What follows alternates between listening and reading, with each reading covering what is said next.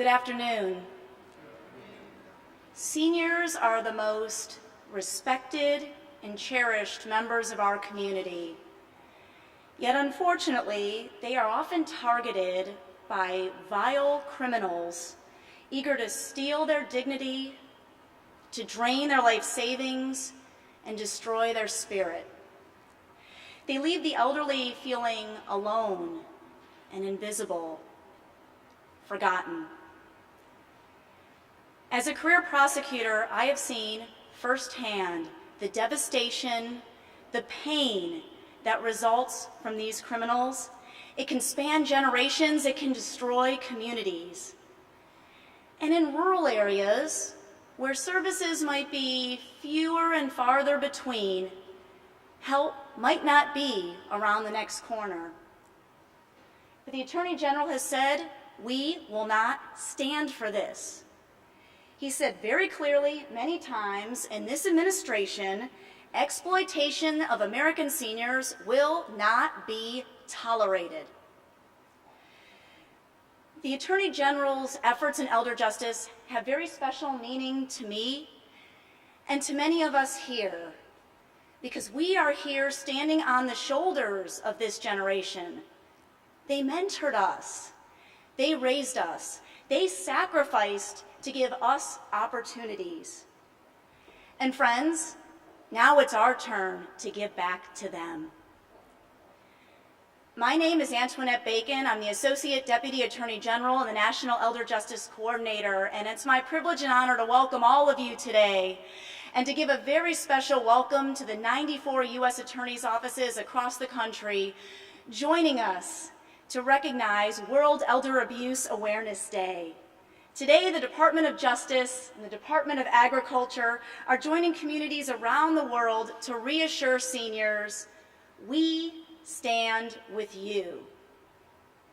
And speaking of standing, I would like to invite all of you to rise and join me in welcoming the Joint Armed Forces Color Guard for the presentation of colors and for the singing of our national anthem by the department's own Rhea Walker. Thank you.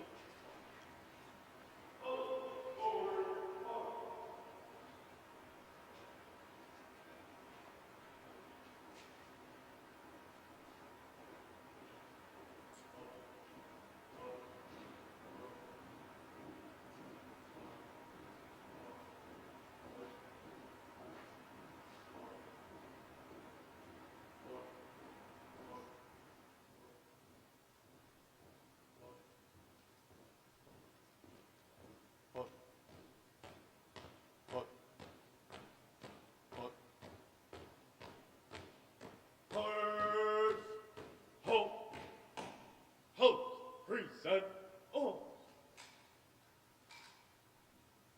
Oh, say, can you see by the dawn's early light what so proudly we hailed at the twilight's last gleaming, whose broad stripes and bright stars through the perilous fight o'er the ramparts we watched were so gallantly streaming, and the rocket's red glare, the bombs bursting in air, gave proof through the night that our flag was still there. Oh, say, does that star-spangled banner yet wave o'er the land of the free and the home of the brave? Halt, right shoulder, all.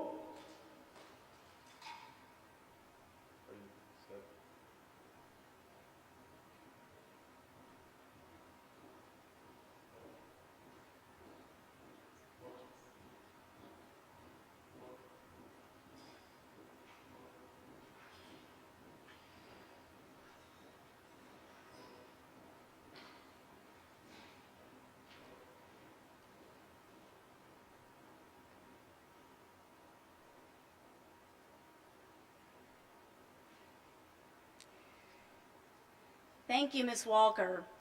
Seniors are a vibrant part of our community, and we're very fortunate today to be joined by the Northeast Senior Singers of the Congressional Chorus. This is a talented and very energizing group of seniors. Ness, as they are known, has been featured in a PBS documentary about arts and aging, and they really stand as an example of how music can foster creativity and vitality in senior citizens. They're in high demand, as I'm told this is their second performance of the day, and here to perform their rendition of God Bless America is Ness.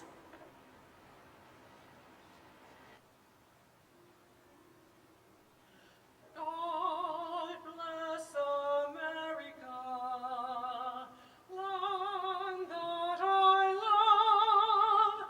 Stand beside her and guide her through the night with the light from above. From the mountains to the prairies, to the oceans white with foam. God bless America, my home sweet home.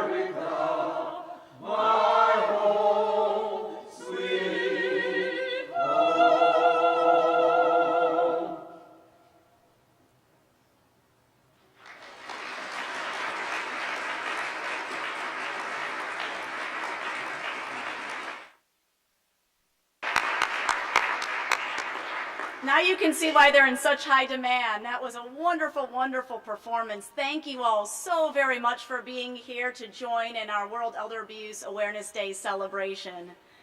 At this point, I'm pleased to invite Jody Hunt to the stage, who will introduce the Attorney General of the United States. Jody is a career public servant who has served in the Clinton, Bush, Obama, and Trump administrations. He spent 15 years in the Civil Division as Director of the Federal Programs Branch, where he had responsibility for some of the most high-profile and sensitive litigation matters, including those involving national security. He also happened to serve as the Attorney General's Chief of Staff in 2017 before his current role, which is as Senior Advisor in the Office of Legal Policy. Please welcome Jody Hunt.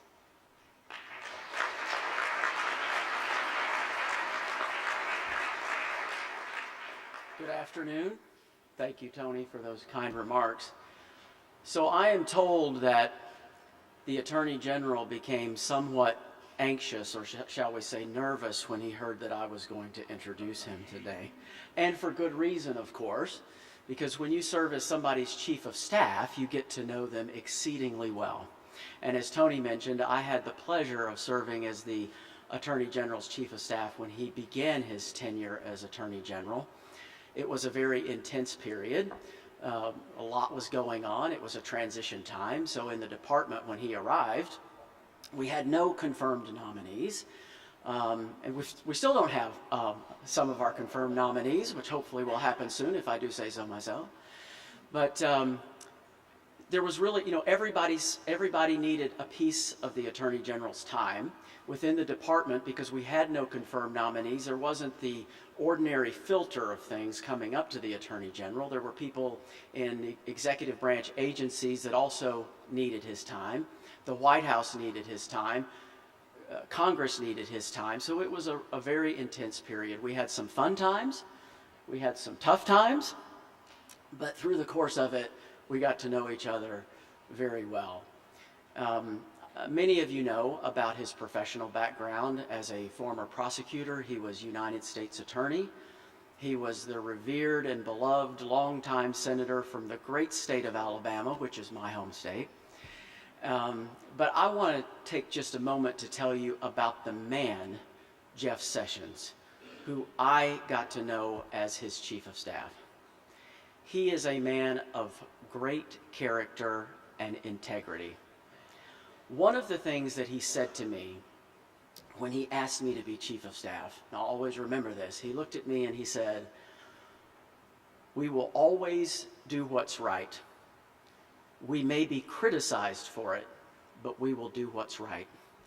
And I saw him live that principle out day in and day out in the choices and decisions he confronted. He's faced with a lot of complex, difficult issues that he has to make decisions about. And in each instance, he seeks to make the right decision. He's very probing.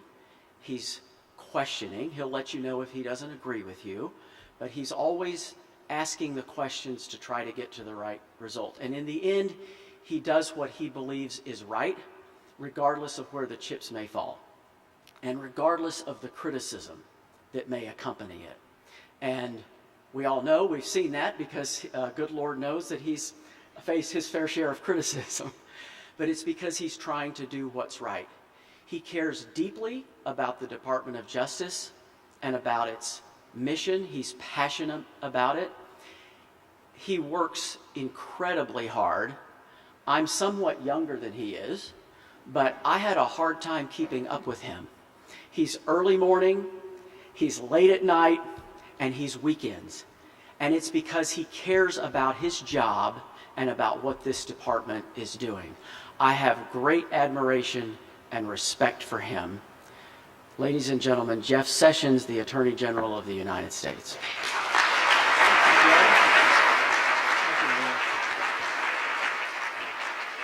Thank you.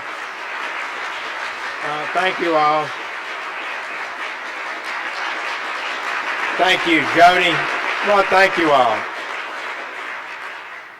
It is good to be with you, Jody. I'm telling you, we did have an adventure, still are having adventures in the department, but when you got somebody of the integrity and experience and judgment, that Jody is right there by you, you have to thank the Lord for that. I tell you, I've been blessed. Appreciate him and his leadership. I want to thank Deputy Secretary Stephen Censky. I appreciate you, Steve, being with me, Stephen, and all the panelists who will be sharing their insights with us today. Brent Elrod, Nicole Case, and Daniel Adam. Thank you to Tony Roman for making your trip here to share your story with us. Thank you, of course, to the 11 United States attorneys who are here with us representing federal law enforcement around the country, from Southern California to Connecticut. And thank you to the Northeast Singers of the Congressional Chorus for that beautiful rendition of God Bless America. And let's give them a round of applause. Thank you so much for what you do.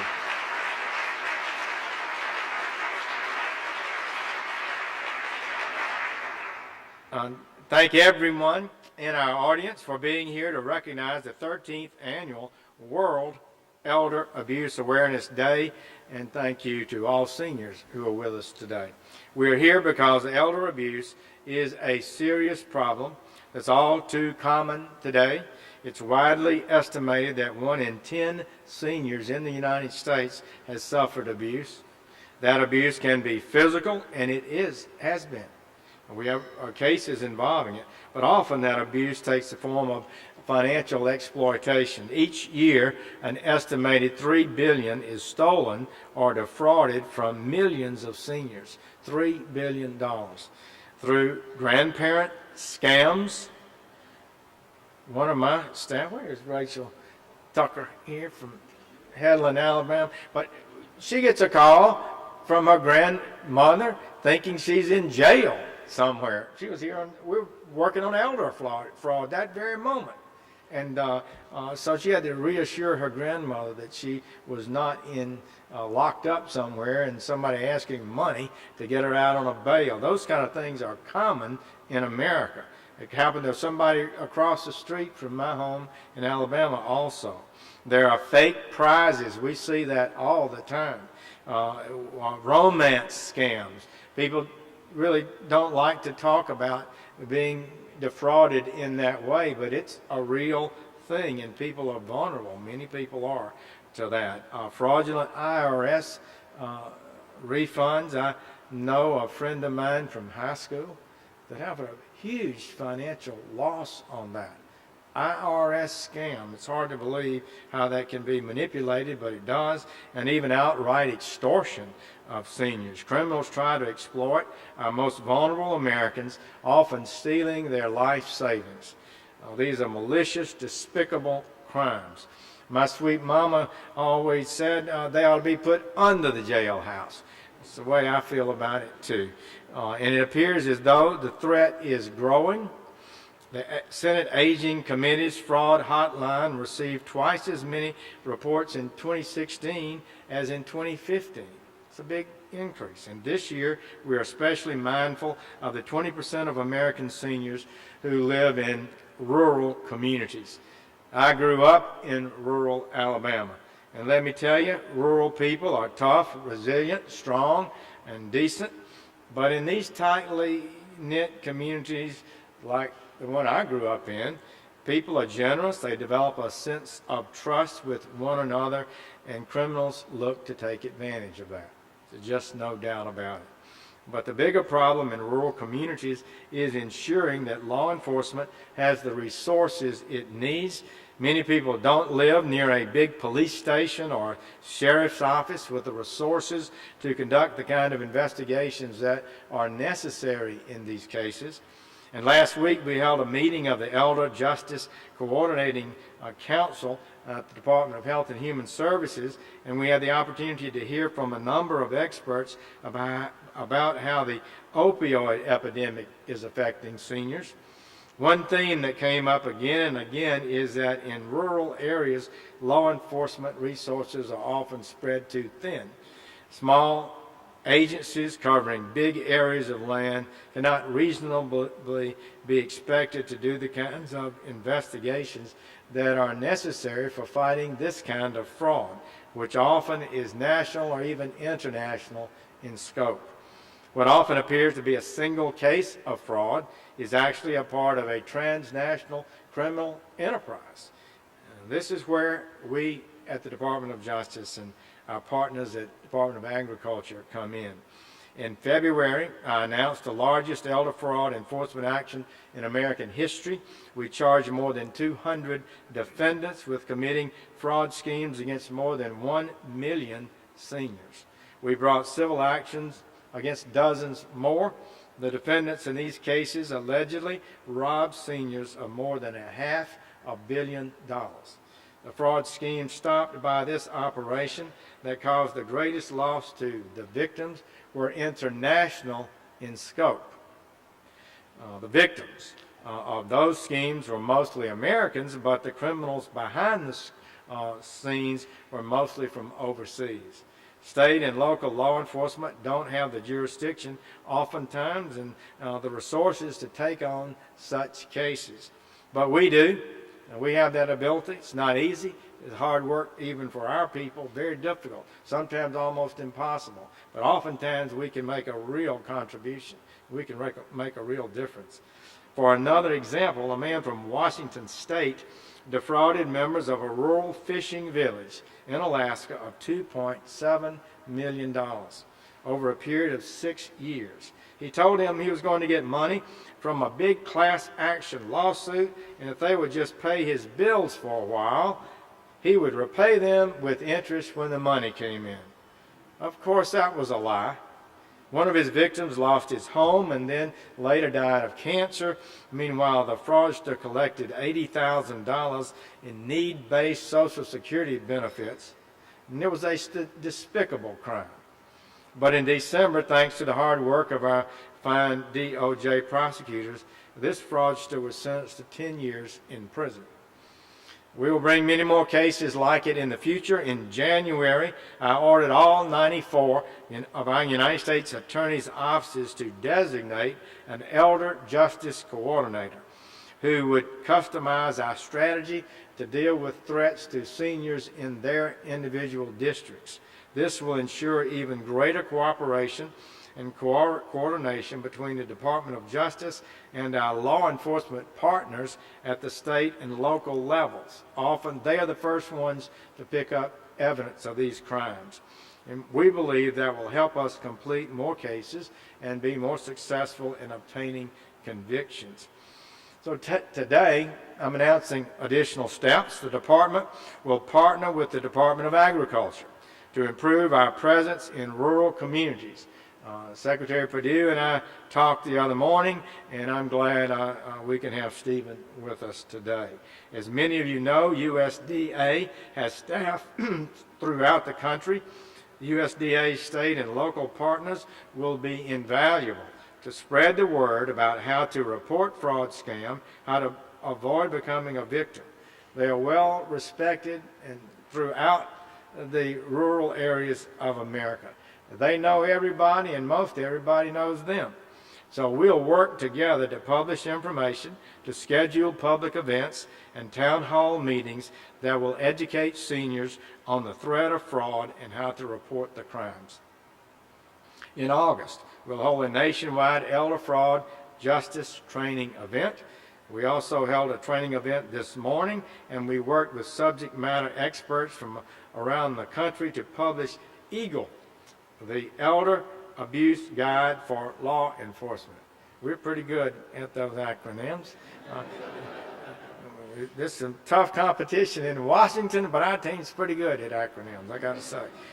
In November, we'll convene a summit in Des Moines, Iowa on elder fraud abuse in rural and tribal communities. We hope that this event will call attention to the issue, improve our law enforcement tactics, and prevent elder abuse from continuing to spread. I want to thank each of you for coming again today, for your contribution to the effort. Each of us has a role to play. All of us are able to raise awareness about the threat of elder abuse.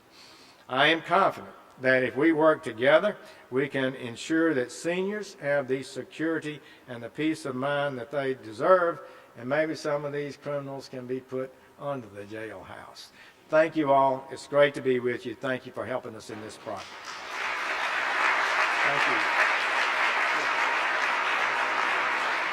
Thank you all.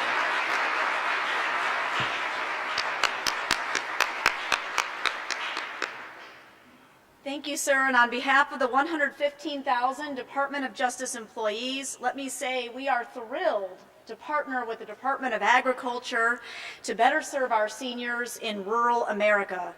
And this project has special meaning for many of us in the room who I've been speaking to before the program who proudly, like you, hail from small towns. It is now my pleasure to introduce Deputy Secretary of Agriculture, Steve Censky. Mr. Censky has served as the Deputy Secretary at the Department of Agriculture since last October. He previously served for the last 21 years as the CEO of the American Soybean Association out in St. Louis, a national not-for-profit trade association representing soybean farmers on issues such as policy and trade. He served in both the Reagan and George H.W. Bush administrations at the Department of Agriculture, eventually serving as the administrator of the Foreign Agricultural Service, where he was involved in running our nation's export programs. He received his BS in agriculture from South Dakota State University and his postgraduate diploma in agriculture science from the University of Melbourne in Australia. He grew up on a soybean and corn farm that also had diversified livestock out in Jackson, Minnesota, so a fellow Midwesterner. Thank you, sir. Welcome. May I present Deputy Secretary Censky.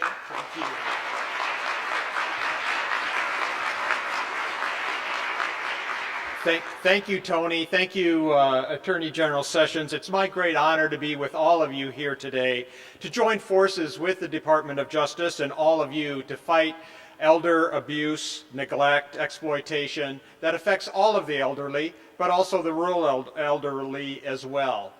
One of the first things that President Trump did after nominating and then after Secretary Perdue was confirmed as Secretary of Agriculture is that he signed an executive order creating a Rural Prosperity Task Force. And that task force met a number of times interagency, including with the Department of Justice, to take a look at what can we do to improve life in rural America. And one of those 5 goals is to really try to improve the quality of life. Key aspects of those recommendations include modernizing healthcare access, innovative options for housing, improving transportation, and improving community resilience. You may ask, why partner with the Department of Agriculture? The Attorney General, I think, did a good job in really laying out. We at USDA, we have offices in every county in the United States. And so we know our farmers, we know our rural Americans, and we know our communities. But on average, rural populations are older than in other parts of the country.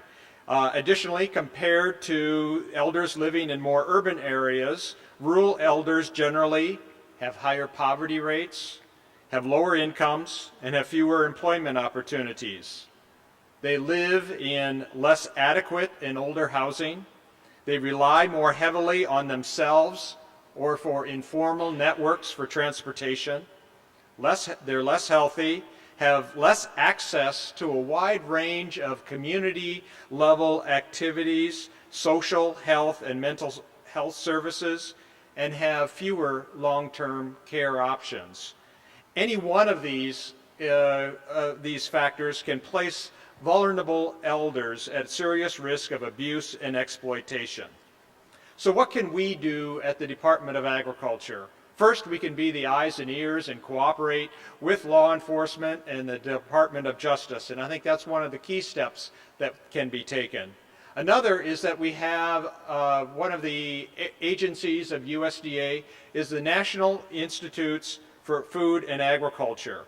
We partner with land-grant universities that are in every state in the nation on addressing priority issues.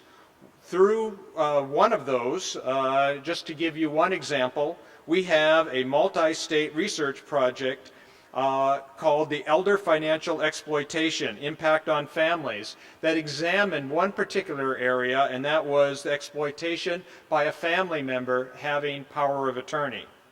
We also have evidence-based programs that are implemented through our Extension Service.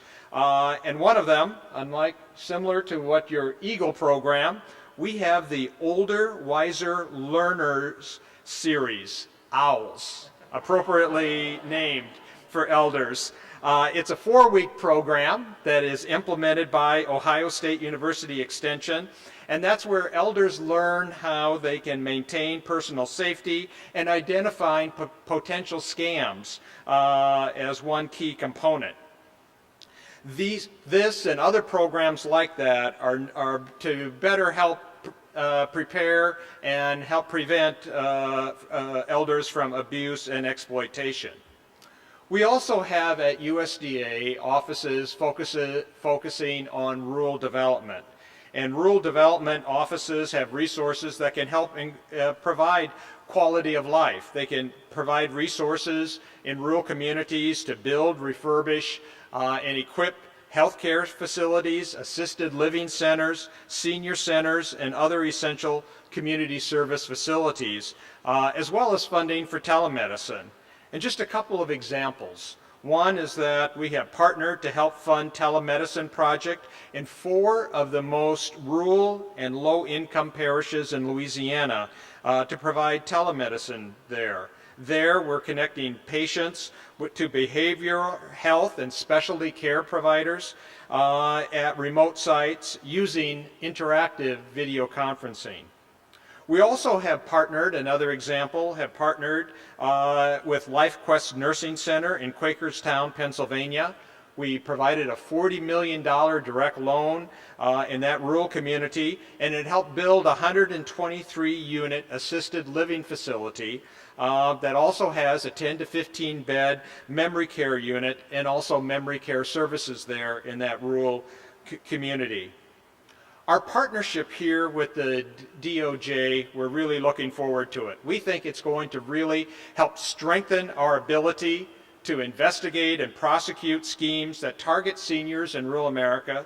It's going to raise public awareness in our rural communities of the common kinds of fraud that is perpetrated among our seniors. It's going to help connect rural America with some of the services that can try to help them, and it's going to explore what else can be done as we move forward to prevent elder abuse. Thank you very much for this opportunity to be here today. Thank you very much, Mr. Attorney General and others from the Department of Justice. USDA is very proud to partner with you, and we look forward to working with you. Thank you very much.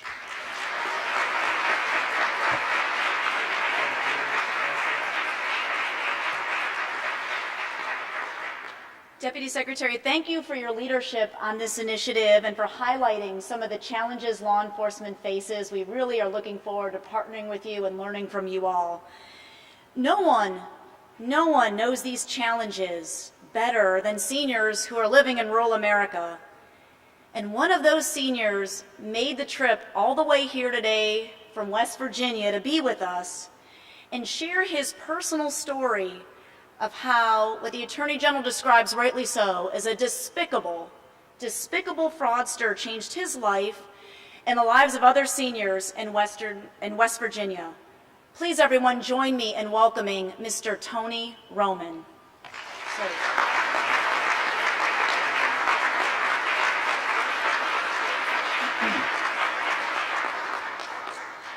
Good evening. My name is Tony Roman. I'm an assistant principal at a high school from a small town in West Virginia.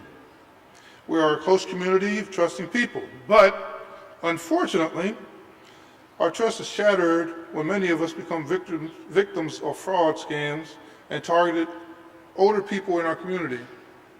We're not victims of phone scams or lottery scams as many times we hear about in the news. I became a victim by simply going to the doctor, as most Americans do every year. For me, it began with a simple mortgage payment online. I noticed a few discrepancies on my account. Once I started digging and reported it to the law enforcement, I found out that a hospital employee stole my information and shared it with an acquaintance. The very hospital that I went to for a routine medical appointment, and the very hospital that many of us in our community trust. This person accessed patient databases and began targeting older patients by searching birth dates. She then shared names, social security numbers, and addresses with another person. He used the information to produce false documents such as social security cards, utility bills, and driver's licenses. Using these documents, he opened a credit card account in patients' names, my name, with which he obtained a credit card and charged $8,000. The amount of hours, days, and years it has taken to right this wrong is immense. I had to get a new driver's license. My accounts were frozen. I had to explain myself to many. It was hectic. Even now, as I apply for anything, there is more paperwork and more questions that have to be answered. The word hassle doesn't even begin to cover it. This case has changed my view of the world. My trust is wavered. I'm very skeptical before sharing information, and I'm not the only one. Wanda Keebler, a retired school teacher, is 81 years old. She was also defrauded by the same defendants that defrauded me. She wanted to be here today, but she is in a nursing home and isn't able to travel far due to her failing health. When this case came to light, her husband was dying. She admits her focus wasn't on her bank accounts, it was on her husband and the medical care he was receiving from the same hospital from which the information was stolen. She and her husband worked hard their entire lives so that finances wouldn't even be a stress later. When she was notified that she was the victim, she was extremely upset. She said, I was a school teacher for 35 years, and for the first time I felt like an idiot. She was targeted because she was older, had good credit, and was vulnerable. Once she knew what had happened, she didn't want to upset her dying husband about finances, and she was severely traumatized by the defendants. Ms. Keebler says she has forever changed. She keeps a very close circle of people around her, and even testing her loyalties at times with them, all because of this fraud. On behalf of Ms. Keebler, myself, and other victims like us, we urge people to be vigilant. Monitor your accounts, report suspicious activity because it can happen to you. I am grateful to the Department of Justice, the FBI, the Berkeley County Sheriff and Assistant United States Attorney General Laura Umswadiker in the Northern District of West Virginia for the hard work on my case in cases like this. Thank you to Attorney General Jeff Sessions. Also to Deputy Secretary Stephen Censky for fighting criminals who target people like me and other people in neighboring communities across the country. We're grateful that you have our backs. Thank you very much.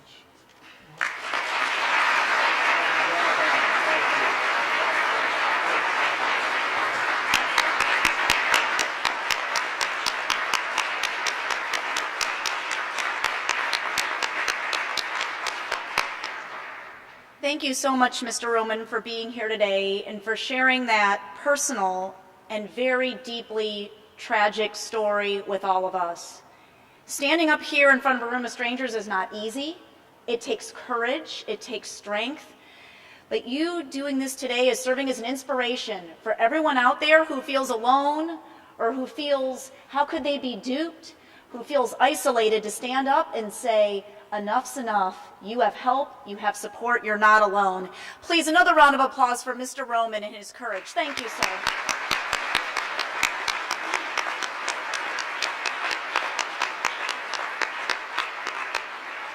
And with that, I'd like to thank the Attorney General, the Deputy Secretary, and Mr. Roman. Thank you all for being here today. We appreciate your support, your leadership, and your encouragement. Thank you.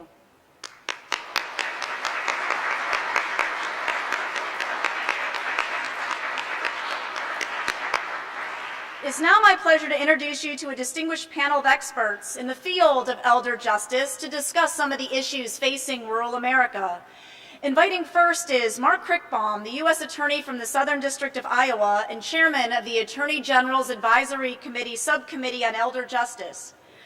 Mark's job is to advise the Attorney General on elder justice issues and implement the Attorney General's elder justice initiatives throughout the U.S. Attorney's offices. And no small task, he is hosting all of us in Iowa in mid-November. Next up is Brent Elrod. Brent Elrod is a native of Lexington, Kentucky, and is the National Program Leader for Community and Rural Development at the USDA's National Institute of Food and Agriculture. He has over 30 years of experience developing and leading programs related to rural development, healthy aging, and strengthening families. Daniel Adame, who is the inspector in charge of the Criminal Investigations Group of the U.S. Postal Inspection Service. They are key partners on the front lines of these mass marketing fraud schemes, and he oversees the group handling this important work. He has over 14 years of experience with the Postal Service and holds a Bachelor of Arts in Political Science from St. Mary's and a Master's in Public Administration from Midwestern State University out in Wichita Falls, Texas. Next is Nicole Case, who's an RN in Arizona. She was previously a nurse at Abbey of Lamar's nursing home in Lamar's, Iowa. It's a small town in western Iowa, the population of about 9,800. She's going to share today some very sobering details about grossly substandard care provided to residents. And finally, I'd like to welcome today's moderator, Dave Wetmore, who's a fellow Buckeye from the state of Ohio, from Perrysburg, and is my colleague, senior counsel for the Office of the Deputy Attorney General. Thanks, Dave, Debbie. the podium's yours. Pleasure. All right, welcome everybody. Have a seat. Okay, we'll start off with, it's a little awkward with me pivoting here, but bear with me. Brent, I understand that the issue of elder justice has particularly special meaning for you. Would you mind sharing what happened to your family? Yes, can folks hear me all right? All right, sounds like we're good. I'm Brent Elrod, and thanks everyone for attending.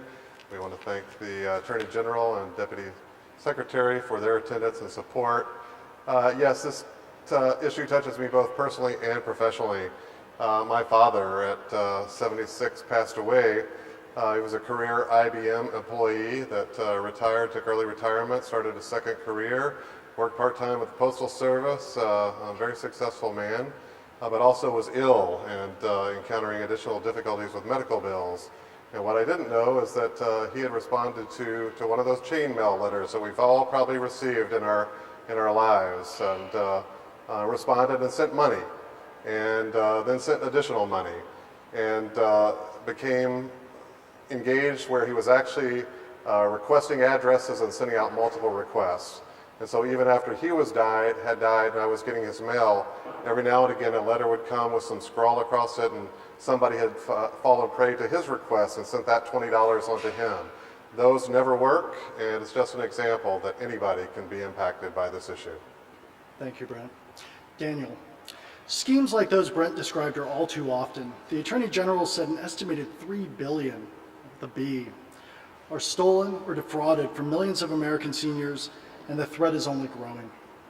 The Postal Inspection Service played an important role in the historic elder justice fraud sweep in February that the Attorney General referenced in his comments. Many of those cases involve victims in rural America. What are some of those schemes that are targeting seniors? Well, first let me just say thank you for the invitation. So the Postal Inspection Service collaborates in many ways with the Department of Justice. This is just one of the ways in which we do so. So my thanks to the Attorney General and our continued collaboration on these types of matters. So first and foremost, what we see a lot of times as the federal law enforcement agency that deals with crimes that happen through the mail, we obviously, our enforcement focuses on things that touch the mail. So we see a lot of prize scams, sweepstakes scams. We see fake charities. We see investment scams. It really runs the gamut. But I think what unites the cause and what we see a lot is that the victims all share a lot of the same things. There's either they're older adults, they're elders, they're in some sort of economic distress, or there's other things that are affecting them that, for one reason or another, they are susceptible at that time to fall for these scams. And we, as an agency, I think the word that's been used today a number of times has been despicable. I echo those sentiments. We make this a very high priority at the Postal Inspection Service, and we'll continue to do so. Thanks, Daniel. Yesterday, DOJ, the Postal Inspection Service, and other federal agencies announced significant coordinated effort to disrupt business email compromise schemes that hijack wire transfers. There were 42 arrests in the United States and 29 more in Nigeria. Mark, what is a business email compromise scheme? Thank you, Dave. So the schemes can play out in a variety of ways. They have some common features. They tend to be carried out by folks overseas as the ultimate scammers. They are often part of international criminal organizations. They frequently have some sort of connection to Nigeria. Sort of big picture, there's two major ways that the schemes play out. The first part involves the scammer targeting frequently a business person. So, for example, it could be a real estate attorney, somebody who does lots of real estate closings. It's a high volume business. And the scammer is able to get access to the email account of a client, let's say a seller who's involved in a transaction with that attorney. They send a spoofing email to the attorney pretending to be the seller and say, please transfer the proceeds of this sale to the following bank account. That's a totally fraudulent transaction.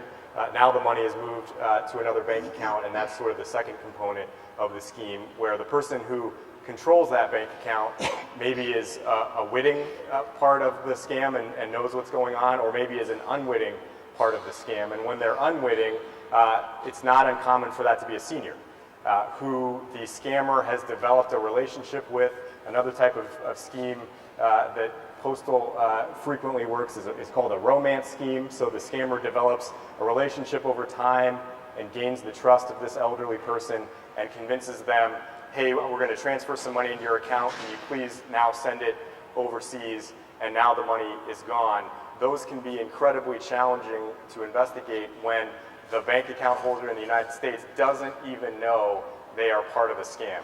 And I think Dan might have more to say on that and the general concept of money mules. Yeah, so just kind of dovetailing what Mark said, we do see, so the money mules that we see, and when we talk about money mules, we're essentially talking about people who facilitate the transactions and take money into their accounts and then transfer it to other accounts that are handled by the scammers. So to Mark's previous point, sometimes these people know what they're doing. Sometimes there were previous victims of these very same scams and have now been reduced to having to participate in this and are kind of caught in between. And then there's professional mules. We see people who do this, to Mark's point, these are transnational organizations.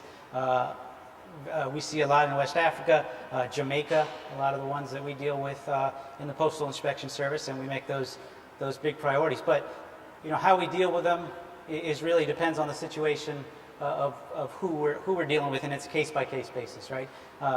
We don't want to persecute anybody who's been a victim and make it worse for them, as they continue to get deeper into this scam. So we take it very seriously. We're very careful with how we approach them, and it is, to Mark's point, very difficult at times to deal with these money mules because you're not sure which bucket they fall into. Thank you. Just take 1 second. You're probably wondering why there's an index card sitting on some of your chairs or why they were there when you originally sat down. That's so you all can participate in the discussion. If you have a question, feel free to write it down. It can be anonymous, or we're happy to give you attribution. If you write it down, we'll have someone come by and collect those in a little bit, and we'll give everybody a chance to ask the panel some questions toward the end of the program. So Brent, go back to you. The AG and the Deputy Secretary announced a partnership to enhance the government's response to elder fraud and abuse in rural America. Any suggestions for better educating seniors in rural America about money mules? Not just money mules, but our goal would be to help prevent elder abuse and exploitation as part of our role in the partnership. And the Deputy Secretary mentioned our network of state land-grant universities, Cooperative Extension Service, a presence that touches every county in the United States. We work in conjunction with the USDA's Rural Development, Natural Resource Conservation Service, Farm Service Agency, that again, all have eyes and ears at the local level.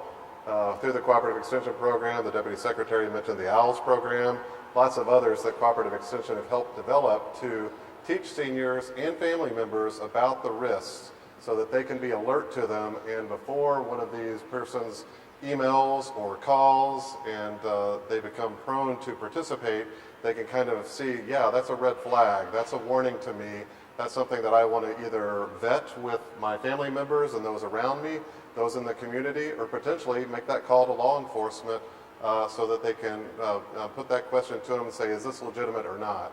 But our goal would be to help avoid folks risking prosecution and becoming ensnared in those kind of events. Now, Mark, Daniel identified a number of new schemes involving seniors, including those in rural America. Many of the 94 districts have large rural populations, including your own. From a prosecutor's perspective, what challenges do you face in investigating and prosecuting elder fraud in rural areas?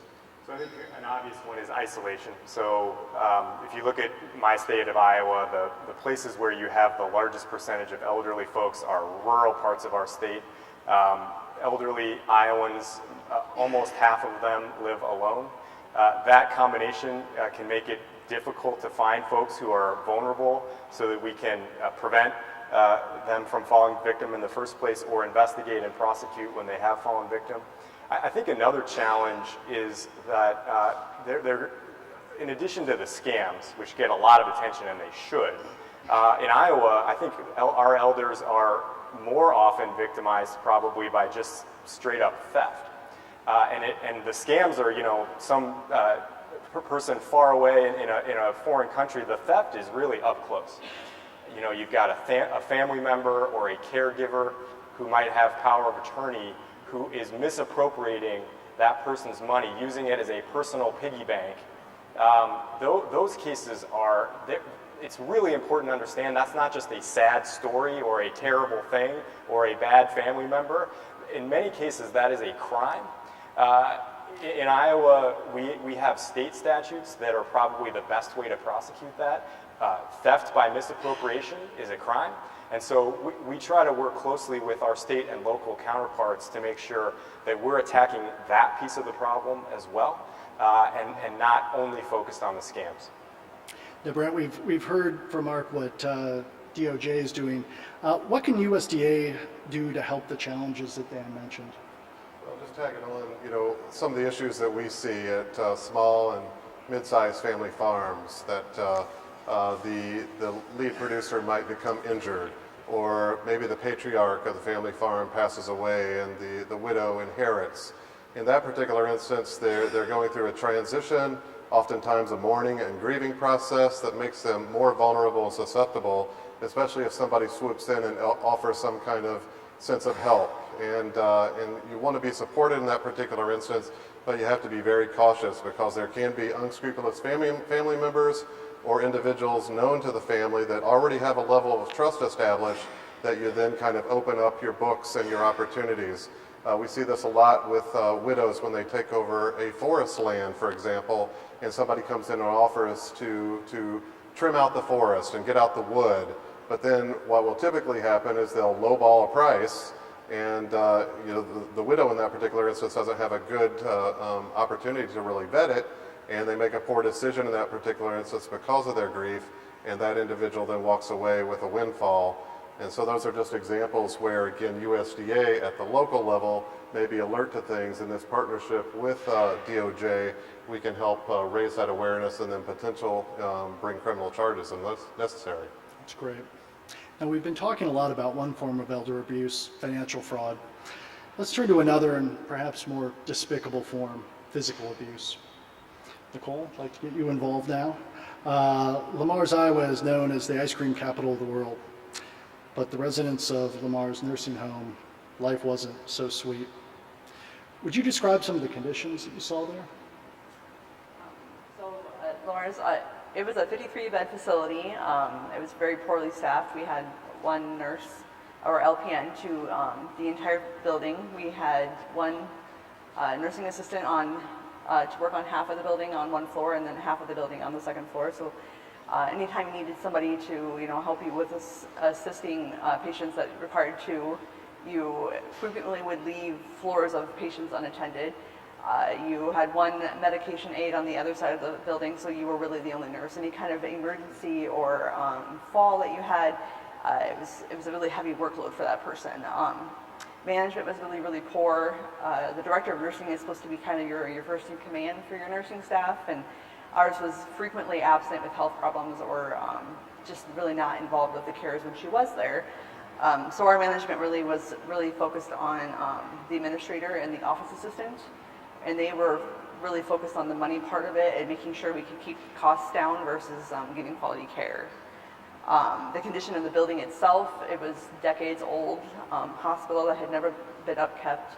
The windows would freeze over in the winter and the air conditioning didn't work. It would freeze in the summer and condensation would leak all over the floors. Urine-soaked floors, patients laying in beds for hours, not receiving cares through the nights. No wound cares were being done. Supplies were really super limited, and then when you needed some of them, they were locked up with the office assistant. So if you didn't work during business hours at the office, they weren't available. There was a lot of dismal negativity about the facility. Certainly nobody deserves to live under those horrible conditions. Now, Mark, what are some of the ways that DOJ is identifying substandard nursing home care and taking action to shut that down? Well, first of all, I'm glad that we have Nicole here to talk about seeing this up close. That facility is no longer in business, and it's no longer in business because of the work of a lot of people, but in particular, excellent work by the Northern District of Iowa. My friend Pete Deegan, the U.S. Attorney in that district, is here today. So when we're focused on failure of care cases, the way that we attack that problem is by looking at it as a fraud against the government. That's how it becomes a federal issue. So people are billing Medicare for services that they are not providing. They're really providing worthless or near worthless services and sending a bill to the government. So that's how we go after it. We identify those cases in a variety of ways. There's whistleblowers. So when private citizens see people defrauding the government in this way, they can file civil lawsuits to bring that misconduct to light. We get referrals from Medicare itself and from state Medicare fraud control units, and then we also do data analysis to really look at objective measurements of nursing homes that are falling short. Typically, when we pursue these cases, they are civil cases, and the big question is, can the facility continue to operate? And usually, unlike the facility where Nicole worked, we usually do not seek to shut down the facility because particularly in rural areas, that might be the only nursing home in town. It might be the only nursing home for several towns around. And if we shut it down, those folks are going to lose care. But what we do is we insist that the nursing home, that its management enter a corporate integrity agreement with the Department of Health and Human Services, that they be monitored and carefully tracked for 5 years to make sure that they are meeting the standards that are required for our seniors. And so that accountability is how we both allow the care to be provided, but make sure that our seniors are being taken care of at the standard that they must. That's great. And Nicole, you're on the front lines providing this critical care. What else can the government do to help you, to help clinicians like you in our nation's nursing home protect this vulnerable population?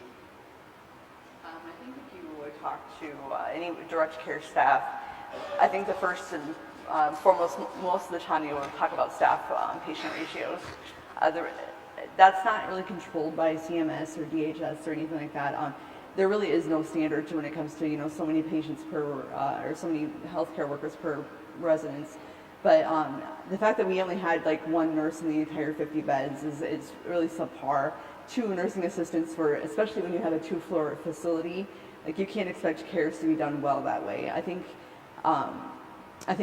nurse or direct care staff and patient ratios are really a big factor when it comes to cares. I also think like in the smaller community where this is a privately for-profit community, I think where they're putting their Medicaid and Medicare dollars should be a little bit more scrutinized maybe if they could. If you have so many 10% of your population that has skilled care, then you should probably be seeing some sort of an increase in staffing also. So if they could coordinate that together, that would be super helpful also. That's great. Thank you, Nicole. Now, in our closing minutes, let's discuss some steps that seniors can take right now to strengthen their communities, to prevent themselves from being a victim of fraud. Brent, are there any programs that are designed to help older adults build skills and increase the likelihood that they won't be victimized? Just as an example, the Cooperative Extension in Granville County, North Carolina today, in conjunction with this Elder Awareness Day, is doing an event specifically targeting seniors. Area agencies on aging also offer these kind of events, and there was one in Colorado earlier this week. So what I'd encourage folks is to look first at the county level or the city level where they're at, especially in rural areas, and find out what's going on. Reach out to their local cooperative extension office. They can be connected with those kind of resources and referrals. We put out educational pamphlets, brochures that are evidence-based, that have research back behind them, and they've been proven to work. Those are typically free of charge and available, so even family members in that particular instance could reach out and receive those.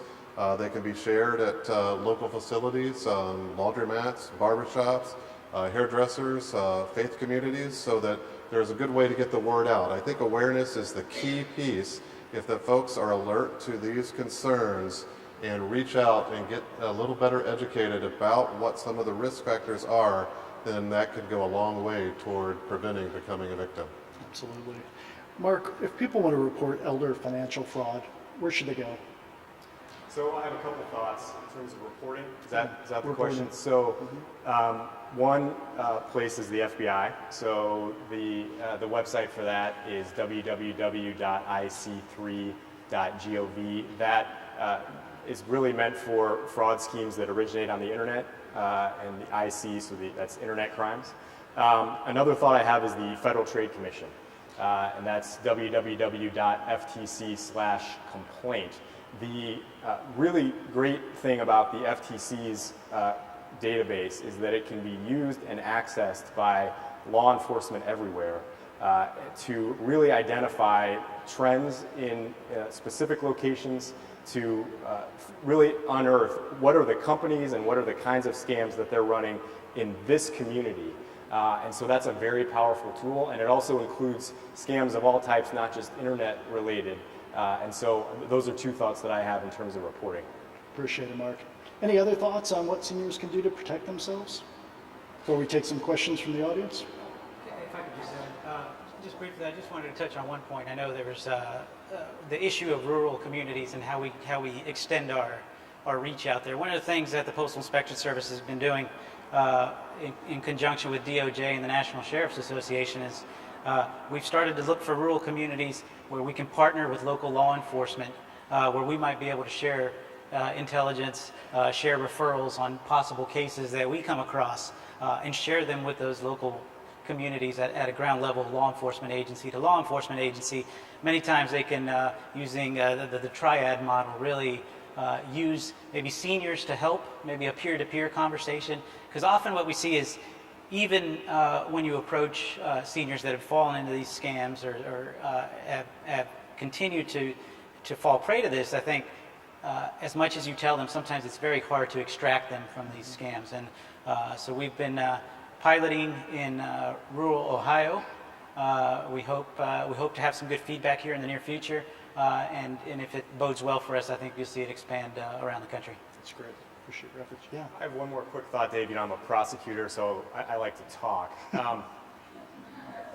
Let me give just sort of a practical tip from somebody who's not particularly computer savvy. The tip is this: don't click the link. All right, so you get an email from your bank, the bank that you bank with. You know, there's an issue with your account.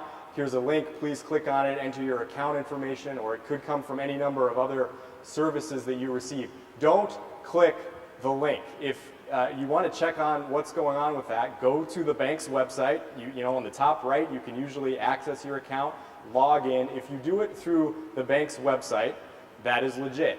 If you do it through a link, you don't know for certain who you're sending that to. So when you get the email, don't click the link. Hopefully that works. Thanks, Mark. The repetition is excellent. Right. We have some questions from the audience. Wonderful. Thank you, Tony. All right, and anybody can just jump in. These aren't individual specific. What is an example of cooperation between Postal and another country where criminals reside? You mentioned West Africa and Jamaica. What else are we doing? Well, we do proactively. We've been doing a lot of work with a lot of the Jamaican fraud that we see that takes place in the country. We've augmented our resources to really focus on certain areas where this international fraud takes place. We've really deployed a three-pronged approach. You know, we have the enforcement piece. We need to be able to, the prevention piece is there. And then we've also augmented our victim services. We really, this takes a really specific kind of victim services to really understand what these people have been through and to really understand what they need. So we've worked successfully cases with Jamaican nationals and extradited people have had some success, and have had some very good success here domestically as well with people that have dual citizenship. So continue to build those cases. We will prioritize the highest impact cases, and continue to do everything that we can to continue to fight this fight. That's great. Next question is, are there victim specialists in each state? If not, why? So generally speaking, the answer is yes, and there's usually victim specialists at both the federal level and the state level. Dan can speak to Postal on this. The FBI has victim specialists in every state. They often have multiple victim specialists. These are some of the most talented people at the FBI. They are absolutely indispensable to our work. U.S. attorneys' offices also have victim specialists in each district, again, often multiple. And so they also have counterparts at the state and sometimes at the local level. But the short answer, which I of course did not give, is yes. Well, you gave the right answer, so that's great. Now I have a question from Ian Clemens, who's an intern at the Consumer Protection Branch. Thank you, Ian. Has the political climate, both domestic and international, made it more or less difficult to secure international cooperation in fraud cases? I think it's case by case, really, country specific. We've had some really good success. I think we've partnered with some very good people in strategic locations, and we continue to do that. It's always a challenge, but I think as we continue to pull the curtain back on how egregious some of these things are, we continue to get more and more cooperation. And as an agency, we've made it a very high priority to focus on not only things that are happening domestically, but to push that border back and to make sure that we're focusing on fraudsters that are working inside of the U.S. I have a money mule question now. What happens to a money mule that continues to receive and send money after he or she has been warned numerous times to stop doing this? We try to see if we can make a case to charge that person. I mean, they are an indispensable part of a fraud scheme, and if they're doing so knowingly, they've committed a federal crime. Now, there may be mitigating circumstances that would cause us to exercise our prosecutorial discretion and not charge them. But these scams don't work without money mules. And if they are knowing participants, we are not going to stop the scam unless we deter knowing participants in fraud schemes. And so we have to be aggressive. You heard the Attorney General quote his sweet mama about the folks who are stealing from our elderly belong under the jail. I think the message from the boss is pretty clear that we are going to be aggressively pursuing these, and that means dismantling the organization, and that means that includes money mules where appropriate. And I could just add, I think Mark hit it on the head. It's really case by case, and it's dependent on what that person's doing. We oftentimes try to do everything that we can, especially if it was a victim to begin with. We try to do everything that we can in our power to get them to stop doing it. Many times we're not successful, and if we get to the point where we're not, then we have to continue to, as Mark said, to take apart these criminal organizations. Then we do that, but it is a very case-by-case thing. We're not going to indict a grandmother who thinks that she's in love with a guy who ends up being a scammer in Nigeria. Just to be clear, we're not crazy. One final question. Everybody should feel free to jump in on this one. Elder abuse is universally regarded as a horrible and despicable act, yet it often goes unreported. Why is that? Well, I can start. We heard from your colleague, Ms. Rowans, who said that she was a teacher and for all those years, and then first time she felt like an idiot was after she realized she had been victimized. So you get victimized at first, and then you have the stigma associated with that because you think, well, I should be smarter than that. I shouldn't have got caught up in this. And you don't want to tell your friends. You don't want to tell your family. And the risk is then you get pulled deeper and deeper into a intractable situation. So, in this particular instance, again, we've got to create that kind of open door where folks can have communication about what's going on. And we heard it earlier, one of the huge risk factors is social isolation. We have this need to connect, and so if we're that person in rural America who's living out on the prairie and doesn't have anybody coming to check on us, we're already a little bit infirm, we're not driving anymore, the chances are that we're going to answer that phone or we're going to click on that link because we want to have that human social connection is heightened. And that means that particular individual then can be exposed and taken advantage of. So it's all of our responsibilities, and this is why Department of Agriculture is here today, because we want to be a clear and convincing partner on the front end to be able to help increase awareness, help to educate our citizens so that if an opportunity arises that could lead to some bad decision making, at least we've been warned, and then we're less likely to make that poor decision and more likely to receive the support and make a good decision. Thank you, everyone. This is. Do you want to jump in? From my end, Absolutely.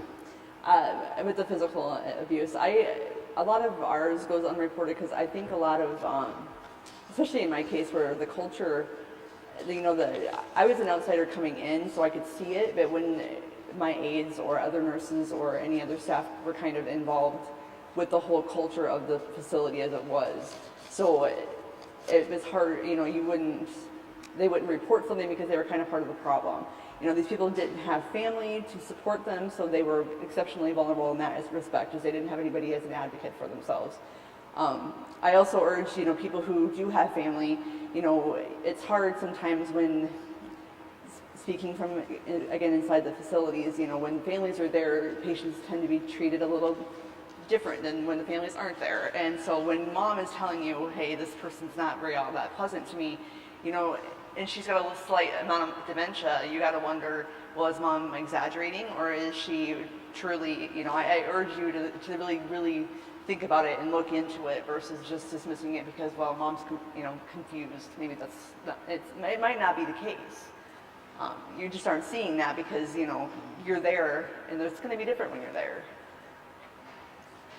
Thanks, Nicole. And I'd like to thank all of our panelists. This has been an insightful discussion today. Thank you for those who submitted questions. We much appreciate it. And I'll turn it back over to Tony. Thank you, Dave.